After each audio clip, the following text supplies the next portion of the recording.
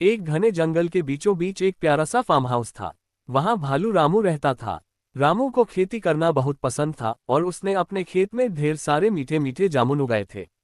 वह रोज सुबह उठकर खेत की देखभाल करता और शाम को झोली भर के जामुन लेकर अपने घर लौटता।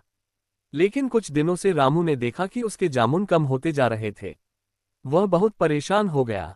जरूर कोई चोर रोज रोज मेरे खेत से जामुन चुरा रहा है, रामू ने सोचा। उसने तय किया कि वह चोर को पकड़ने के लिए एक चाल चलेगा। रात को रामू ने अपने खेत के चारों ओर रस्सियों और घंटियों का जाल बिछा दिया। इसके अलावा उसने कुछ जामुनों पर चिपचिपा शहद भी लगा दिया। अब देखता हूँ चोर कैसे बचता है, रामू मन ही मन मुस्कुराया। अगली सुबह जब रामू खेत में गया तो उसने देखा कि एक लोमड़ी उसके खेत में फंसी हुई थी। उसके पैरों और मुंह पर शहद लगा हुआ था और वह घंटियों के जाल में उलझी हुई थी। रामू जोर से हंस पड़ा, अरे, तो तुम हो जामुन चुराने वाली चोरनी। लोमड़ी ने शर्मिंदा होकर सिर झुका लिया।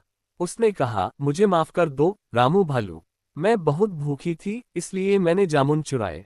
रामू को लोमड़ी की हालत देखकर दया आ गई। उसने कहा, अगर तुम भूखी थी तो सीधे मुझसे मांग सकती थी, चोरी करना अच्छी बात नहीं है। लोमड़ी ने सिर हिलाया और कहा, अब से मैं कभी चोरी नहीं करूंगी। रामू ने उसे कुछ जामुन दिए और कहा, अगर तुम्हें कभी भूख लगे तो मेहनत करके खाओ या मुझसे पूछ लो, मैं तुम्हारी मदद करूंगा।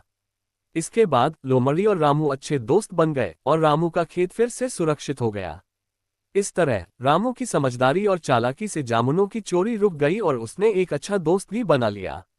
अगर आपको ये कहानी पसंद आए तो लाइक करें, कमेंट में बताएं कि आप और कैसी कहानियां सुनना चाहते हैं और सब्सक्राइब करना न भूलें।